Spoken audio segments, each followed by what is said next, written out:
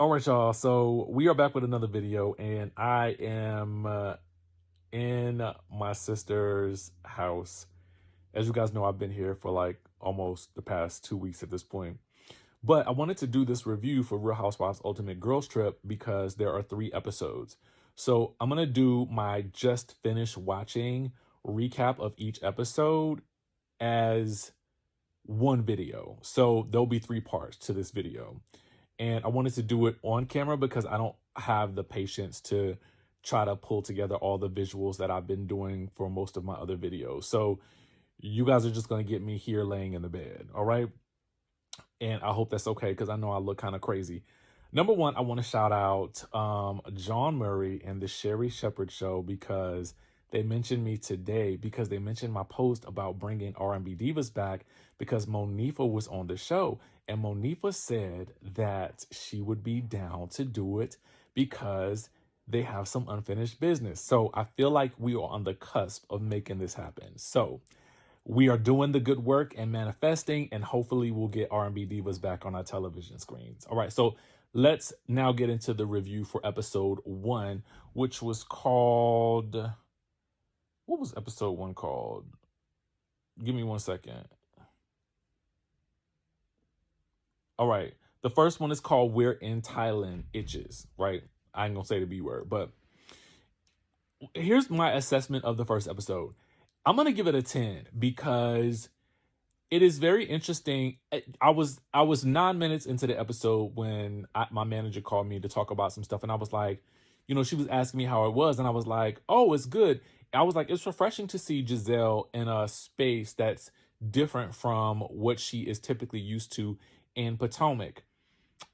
But then I said, give me 20 minutes though, because that might change. 20 minutes later, it changed. This is the same Gizelle that is on Potomac.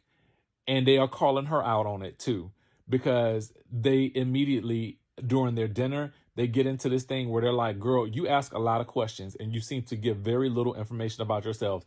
I feel like Alexia said it from Miami. Not only that, but Gizelle was getting upset with Marisol and Alexia because, they speak Spanish. And they sometimes speak Spanish to each other without even realizing it because that's just natural for them. And so it was like, she's upset at them. She's like, I got rules. Don't be speaking Spanish. And it's because her daughter speaks Spanish and they be talking about her. So she think everybody be talking about her. If we dive deeper into that, there's something to that when you think everybody talking about you. The reason why you think everybody talking about you, typically, if you that type of person, you think everybody talking about you because you usually talking about everybody else. Boom. Okay. It's just like when somebody, when you're in a relationship with somebody and they always think you cheating. Do you know why they always think you cheating? Because they cheating. Period. Okay. So I gotta start off by saying this. It is so refreshing to see Portia back on our screens. We start the episode off with her. She's kind of doing a lot of narrating in the beginning, and it is just you just remember why, if you love Portia, why we have fallen in love with her and why she belongs on television. She's just got that type of personality. And I would say that Candiace, interestingly enough, is also a good addition to this franchise. And we start off with Candiace and Gizelle in a seemingly good place because this was right after Potomac had ended. And this was right at the same time that Jen Shah had pleaded guilty. It's literally 2 days after she pleaded guilty. So Gizelle, of course, is grilling Heather. Heather, baby, is in the hot seat in this episode. It's interesting to see something about Heather that I don't think that we realize, that Whitney has told us about. Now, I don't think that Whitney is innocent because I think Whitney is the architect of her own chaos, but actually so is Heather.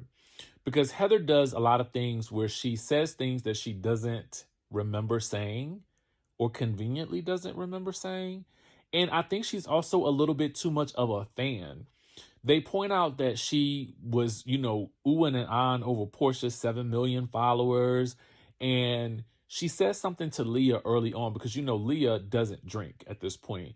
And she has talked about it in her book about, her issues with substances and alcohol. And that's the reason why she doesn't drink anymore, which I think we saw a lot of in her final season of Real Housewives of New York. And so a sober Leah to me is a much more interesting Leah, because I don't feel like she's a bratty. She doesn't come across like a bratty child like she did on her first season of Real Housewives of New York City. I think it was season 12. But anyway, to dive further deep into this though, Heather tells Leah upon meeting her, how are you going to stay sober in this house? You know, I'm going to be here to support you. But then later tells Gizelle, I want to see if we can get Leah drunk. And Gizelle wastes no time in spilling that tea directly to Leah while Heather is sitting there. And that does not go over well with Leah, because for somebody who is actually on a real sobriety journey, that came across like, girl, like, what are you doing? And of course, Heather does not remember saying, I'm going to be here to support you on your sobriety journey. So Leah is upset, and they do confront her about it. Gizelle is up to her old tricks. I mean, she is initiating games, asking all the questions, and true enough, someone has to do that. And Alexia even says, there's no one on her cast that does that. And so there's a level of me that appreciates that about Gizelle, but Candiace accurately points out that Gizelle does this without ever really giving up very much information about herself, which is something we have all known. So I am hoping that during this trip, someone forces her to start giving up some of this information. So they get into this game of who they had, of course, initiated by Gizelle. A lot of things are initiated by Gizelle in this first episode, trust and believe. But they get into this game at the end of the episode. They're all at this restaurant. And the game is really about who gave you the best impression and the worst impression. So I think of note, one of the things that Whitney said that gave her a bad impression about Candiace, but she actually felt like she really liked her, was when she felt like in, I think, the previous season, like season 6, where Candiace called Ashley something like, she called her a wide behind or something like that. I think Whitney thought that she felt like that was body shaming her, but Candiace described herself as going through the IVF journey and how she felt like oftentimes there were times when Ashley would weaponize being a mom against Candiace, because Candiace wasn't a birth mom, but she's a bonus mom to Chris's kids. And so Porsha attempts to,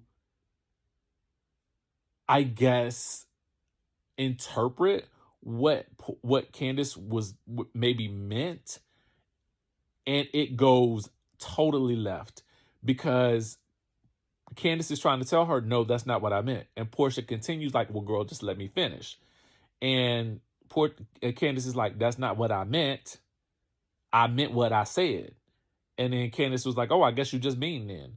So it ends there. I was nervous about this cast because I was like, what are they going to bring? But they are actually a very interesting mix of housewives. So I'm interested to see where episode 2 goes. And of course, I'll give you my reaction to it. And once we start getting week by week, I'll give you guys a more, more of my typical reaction videos. But I didn't want to miss the opportunity to go episode by episode. So you're going to get them this way. I hope that you still enjoy it. I hope that you can take the time to watch it, because it is a good show. So I will give it that. Everybody is pulling their weight. Everybody is actively engaged and involved. So we'll see where the next episode goes. So stick around. Okay, y'all, we back with episode 2. So episode 2, I'm going to give it like a 9. I felt like episode 2 was good, but it got, real emotional in places. But I also think that that's what made it good. Like, I felt like they did ask a lot of questions about, what happened on their shows, and they talked a lot about what happened on their respective shows, we got a lot of what Leah went through on her show. And she talked a lot about how, she had to go film in New York at Ramona's place in the Hamptons while her grandmother was passing, and she was not allowed to go home. Now, some of the other women who have worked with the same production company claimed that that production company would never make her stay if that was the case. So there was a little bit of discrepancy there. Okay. What I really think happened probably was that Leah, being a second season housewife and also being down a member, because remember, Bethany was supposed to come back but did not come back. So I think there was a little bit of like pressure that she probably felt to be there and to make some good TV, but it worked to her disadvantage because that was also the season that she fell out of favor with fans, right? So there's that. So we pick up, there's still a little bit of lingering tension between Candiace and Portia, but it ain't really nothing major yet, okay? So what you will see in this episode is the ladies go, first of all, let me talk about a couple of things. Marisol, her stomach has been hurting the entire time, but Marisol is also drinking the entire time. Marisol, you might have some stomach issues resulting from the amount of alcohol that you are drinking. Now, I'm not saying that the woman is alcoholic, because she's clearly able to function and live a functioning lifestyle, and she seems very happy, but that stomach don't seem happy. And I would probably say that if you are drinking vodka from morning to night, then you might have some stomach issues too, okay? And Leah's going to call that out later, but I don't know if Leah should be calling anybody out, and we're going to get to that in a second. It's Leah's day out, actually, and we are going to go, rub on some elephants and things like that, and take elephant baths and stuff like that and whatnot, and whoop-de-whoop. Now, bad weather, Heather and Whitney, they kind of make up a little bit, but not before a serious conversation about what happened in the fallout of their friendship from Salt Lake City. Now, if you guys watch Salt Lake City, which I really couldn't stomach this season for some reason, likely because there was no Mary, but I know a lot of people don't like Mary and they find her to be controversial. And quite frankly, I will probably find something that she does controversial in the future. But at least for this past season, I was like, it was missing something. And it was missing the chaos of somebody like a Mary. Now, if you could find another Mary-like character that maybe not as problematic to some people, then maybe that will be good. I don't know what the fix is. What I do know is that one of the things that I firmly believed, and I said it before, is that I feel like Whitney is a producer puppet. Heather calls it out, and the other ladies call her out too. Essentially, Heather states that Whitney's husband lost his job, and so that left for Whitney to be the primary breadwinner. So in order to continue to solidify her spot on this show, what she did was she ended up throwing Heather under the bus because she wanted Heather to go along with a story, or at least something she claimed that they both heard someone else say about Lisa Barlow, who she had never really been friends with. Her and Lisa had never really gotten along all that well. And suddenly this season, she and Lisa are bosom buddies. Now, first of all, I'm a fan of Lisa Barlow's, but for a lot of other reasons. But Whitney, I feel like I don't really trust her because, as Heather stated, what ended up happening was she kind of almost admitted to like going there for the sake of making a good show with Heather. And I'm like, I don't like stuff like that. I don't like it. And later she backpedaled and said, oh no, everything I was feeling was real. It was all real. It was real. It was real, Holyfield. And I'm like, girl, you done lost me already. So I'm good on you. All right. I am good on Marisol and her jacked up stomach and whatever she going through. And if it's not the alcohol, maybe she should stop drinking so much so she can actually see if she actually really does have a problem, because it could be something else, right? But that alcohol, it could be burning a hole in the stomach. I really don't know. So the gist of the next event is it's Candiace's dinner. Now, she has given everybody names. So she's given herself the name Patti LaBelle. Now, she gives Heather and Whitney Snow Right and Snow Wrong. Heather is Snow Right, Whitney is Snow Wrong, and I'm 100% accurate. She gives Marisol something like Crystal Ball. She gives Leah, who I didn't know Leah smoked. So that kind of, I just wasn't expecting that. She didn't give me smoker, but maybe smoking takes the place of the drinking. I don't know. I just don't know. I personally just don't like the way cigarettes smell. But if you want to do it and you're doing it outside and I don't have to smell it, light it on up. Okay, do what you do. Okay, because it ain't affecting me if I'm not breathing it in. But, and this ain't no knock against smokers, okay? Because I know somebody gonna say something in the comments. But she names Leah Judaism because, you know, Leah had converted over to Judaism. So she gives, I think, Alexia Havana White. Okay, so play on Vanna White, right? But she saves her most petty ones for Gizelle and for Porsha. She names Gizelle Shanita Man, and she names Porsha She Take a Man, because the rumor in the streets is that she took Fallon's man. So Porsha and Gizelle are already like, girl, you only gave us the petty names. Okay, cool. So they go to dinner. The idea of this dinner was, I thought that they were going to some type of drag show or something like that, but I didn't see not a performance. But maybe we wasn't supposed to, because maybe, you know, they got to clear the rights to them tunes, and don't nobody feel like doing all that. So they, at the dinner, they get to talking about, you know, essentially, you know, Candiace. This is what I will say I like about Candiace. She has opened up a lot on this show about her and Chris going through it, because he's spending so much time, you know, working, and she's spending so much time working that they hardly see each other. And I can understand, you know, I can understand it from his perspective to a certain degree, because, you know, she talked about him, you know, losing the restaurant, and I guess maybe it was during the pandemic, I'm not sure.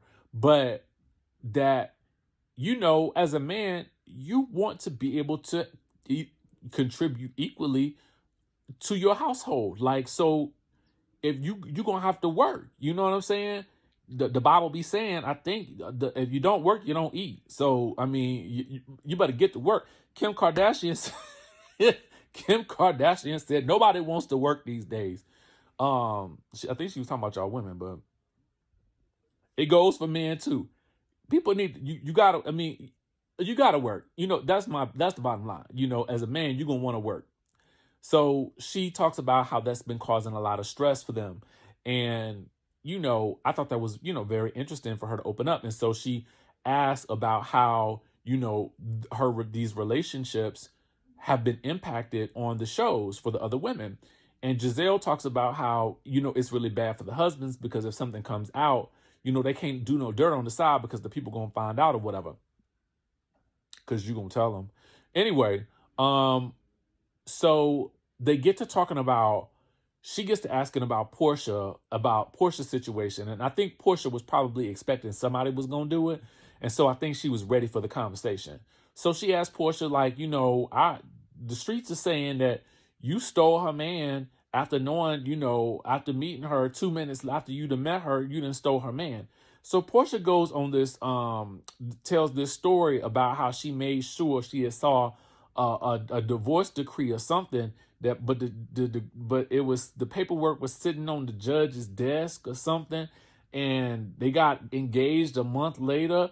And Gizelle also fills in some gaps and alleges that Fallon was cheating on Simon with what Gizelle called the pool boy. I was like, no, Gizelle,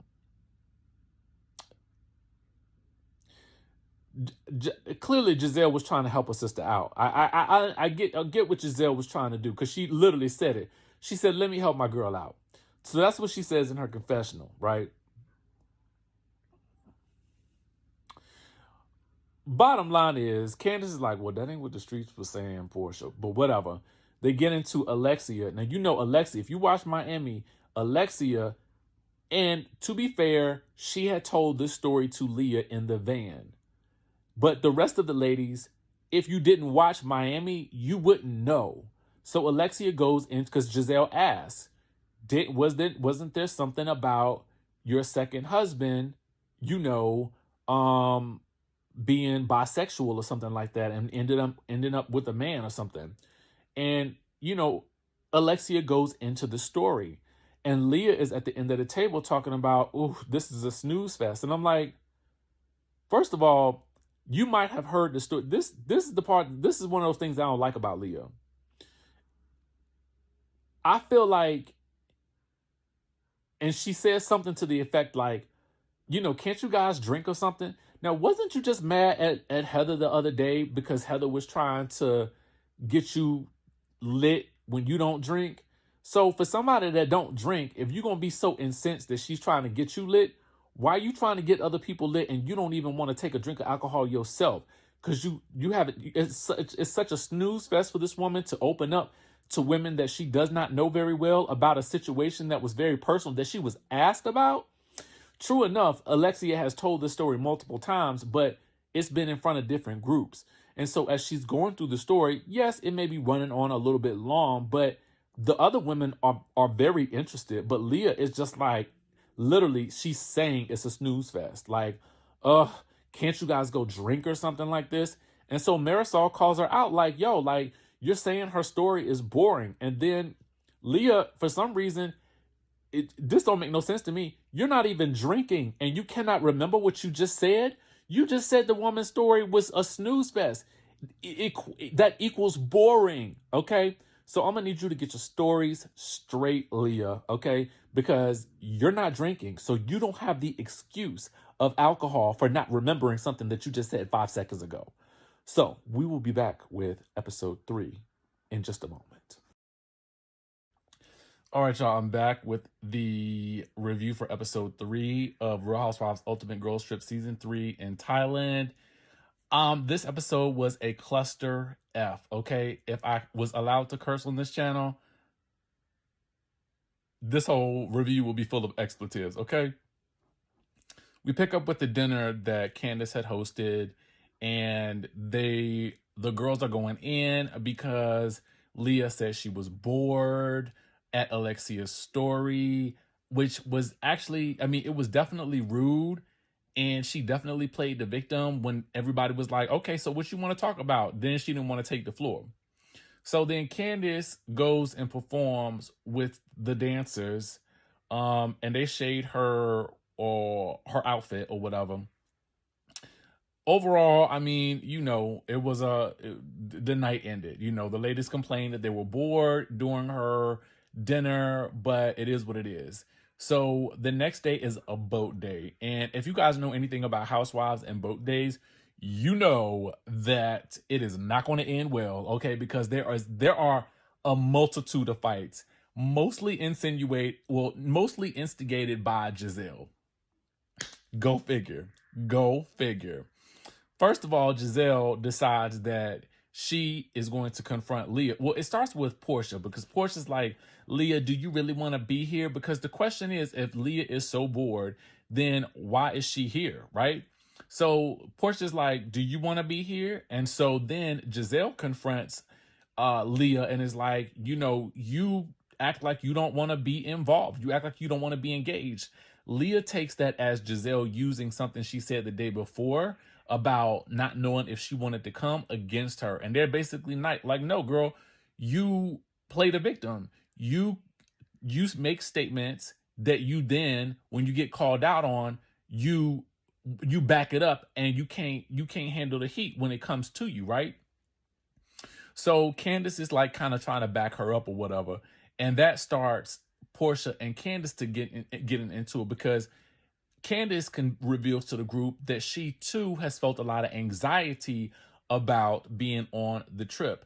But Portia's like, girl, you have anxiety, but you are the same person that played the shady game where you gave me and Gizelle shady names. So how is it that if you have so much anxiety about being with new people that you would then shade people that you are trying to get to know?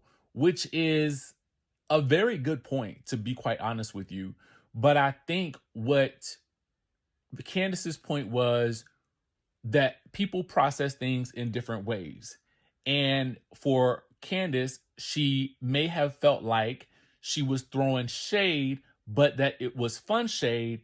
But I think because the situation with Portia is still sensitive, because no one has addressed that with her on television, and this is the first time it's being addressed, I'm sure she was expecting it, but I think that's part of the reason for Portia's angst, because she's like, you know, you coming for me, but you claiming you anxious, right? So this, again, it sets off a firestorm. So Portia just kind of backs out because Candace is not really backing down from her point. And she's really trying to defend Leah because Leah, she feels like, is on an island by herself after all the girls are like, oh, and Leah also went at it with Marisol. They went at it hard because Leah claims that, girl, your stomach hurts so much because you drink morning to night, which, I mean, is kind of true, right? And Marisol is like, well, girl, listen, I'm able to drink. You the one that had so many problems from your drinking that you had to quit. I said, Marisol, oh my. So then Leah disappears up to the top of them because she can't take it no more. So they go inside, right? So of course Gizelle sets it off again. You know, Whitney and Heather had made up a little bit or whatever. They had at least decided that they was just going to move past their issues. So as they're talking about meeting in the middle, Leah is like, wait a minute, Whitney, you told me that you felt like Heather was hypocritical because you, when you decided to leave the Mormon church, you had your name taken off the list. But Heather has written a whole book and she still ain't got her name taken off that list. Now, apparently it's a process to getting your name taken off the Mormon list, but now I think it's some lawyers that'll help you do it. But regardless, the comment was shady because Leah's like, girl, if this is your friend and your cousin and this is the way you talking about her and you calling her fake and phony and a hypocrite, I don't know if I could trust you either. So then they jump on Whitney because really, I'm going to tell y'all the truth. Heather points this out. Now, granted, Heather is not without her flaws because they call her out about being loyal to a fault to Jen, okay? And we're going to get into that more in a second. But here's the thing. Heather is like, you would basically, at this point in time, because Gizelle, even before we get to that, Heather's upset because she's like, so you're trying to make a moment by throwing me under the bus yet again. And this just goes back to something that I've said about Whitney since season 1. I feel like Whitney is producer puppet. You can't tell me otherwise. Whitney is a producer puppet. She is the type of person that will throw you under the bus, I feel like, if it will benefit her and her standing on the show. That's just how she comes across to me. And I feel like she did that to Heather. Now, again, Heather is not without her faults because they get to talking about this black eye, okay? And Heather got these theories about this black eye. One theory is she banged her head a couple of times on the cabinet. Another theory is, I can't even remember what the other theory was, but they all joning on her about it because they like, girl, what's going on? Like, did Jen Shaw... Gizelle has run with the theory that Jen Shaw punched Heather in the eye. Now, I'm going to say allegedly, but Gizelle says she thinks that Jen Shaw punched her in the eye, and Heather did not want to say anything because Heather did not want to add any more time to Jen Shaw's sentence for being violent, period. And that's the story she running with. Gizelle. Now, listen, a lot of people thought the same thing. Anyway, so as Heather is upset and outside crying, you know, she's with Candace, she's with Leah and Alexia. Gizelle and Portia want to see the photos of the black eye. They want to see the pictures because at this point in time, the season has not aired yet. Or had it? The season hasn't aired yet. So I don't know if we knew about that black eye at that point in time. I don't think we knew about it. We didn't know about it because I don't think we had seen no previews yet. So they want to see photos of the black eye because it's only been talked about at this point, which is real interesting.